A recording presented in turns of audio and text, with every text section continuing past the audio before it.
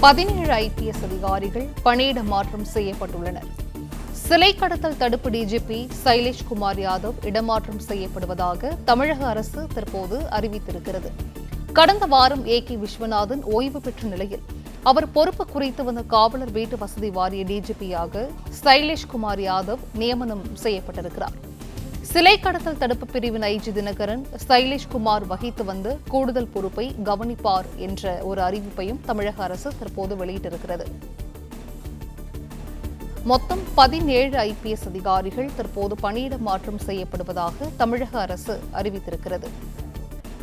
சிலை கடத்தல் தடுப்பு டிஜிபி சைலேஷ்குமார் யாதவ் இடமாற்றம் செய்யப்படுவதாக தமிழக அரசு தெரிவித்திருக்கிறது. கடந்த வாரம் விஸ்வநாதன் ஓய்வு பெற்ற நிலையில் அவர் பொறுப்பு வகித்து வந்த காவலர் வீட்டு வசதி வாரிய டிஜிபியாக சைலேஷ்குமார் யாதவ் நியமனம் செய்யப்பட்டிருக்கிறார். சிலை கடத்தல் தடுப்பு பிரிவின் ஐஜி தினகரன் சைலேஷ்குமார் வகித்து வந்த கூடுதல் பொறுப்பை கவனிப்பார் என்ற ஒரு தகவலையும் தமிழக அரசு தெரிவித்திருக்கிறது. மேற்கு மண்டல ஐஜியாக செந்தில்குமார் நியமனம் செய்யப்படுவதாகவும் தமிழக அரசு தெரிவித்திருக்கிறது. கூடுதல் விவரங்களை செய்தியாளர் சரவணன் வழங்க கேட்கலாம். சரவணன், வணக்கம். 17 IPS அதிகாரிகள் பணியிட மாற்றம் செய்யப்படுவதாக தமிழக அரசு தெரிவித்திருக்கிறது. இது குறித்தான முழு விவரங்கள் சரவணன். தமிழக காவல்துறையில 17 அதிகாரிகள் இடமாற்றம் செய்து தமிழக அரசு உத்தரவிட்டிருக்கிறது. அதன்படி சிலை கடத்தல் தடுப்பு பிரிவினுடைய டிஜிபியாக இருந்து வந்த சைலேஷ்குமார் யாதவ் இவர் காவலர் வீட்டு வசதி வாரியத்தினுடைய டிஜிபியாக நியமிக்கப்பட்டிருக்கிறார். அந்த பொறுப்புல விஸ்வநாதன் டிஜிபி இருந்து வந்த நிலையில் கடந்த வாரம் ஓய்வு பெற்றார். அதனால் புதிதாக சைலேஷ்குமார் யாதவ் நியமிக்கப்பட்டிருக்கிறார். அதே போல சிலை கடத்தல் தடுப்பு பிரிவு அவர் வகித்து வந்த பொறுப்பை அப்பிரிவினுடைய ஐஜி தினகரன் கூடுதலாக கவனிப்பார் என்று தெரிவிக்கப்பட்டிருக்கிறது. இவை தவிர்த்து 15 அதிகாரிகள் பல்வேறு இடங்களுக்கு இடமாற்றம் செய்யப்பட்டிருக்கிறார்கள்.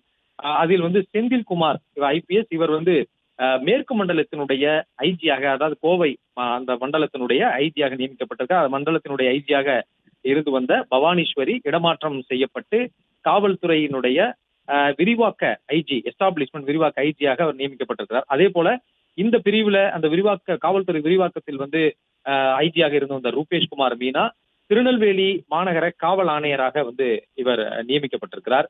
அதே போல இந்த மனித உரிமைகள் ஆணையத்தினுடைய ஐஜியாக இருந்து வந்த மகேஷ்குமார் ரத்தூர் இவர் இடமாற்றம் செய்யப்பட்டு சமூக நீதி மற்றும் மனித உரிமைகளுடைய ஐஜியாக இவர் பொறுப்பு வைத்து வருகிறார் என்றும் இதில் இடமாற்றம் செய்து அந்த உத்தரவு பிறப்பிக்கப்பட்டிருக்கிறது.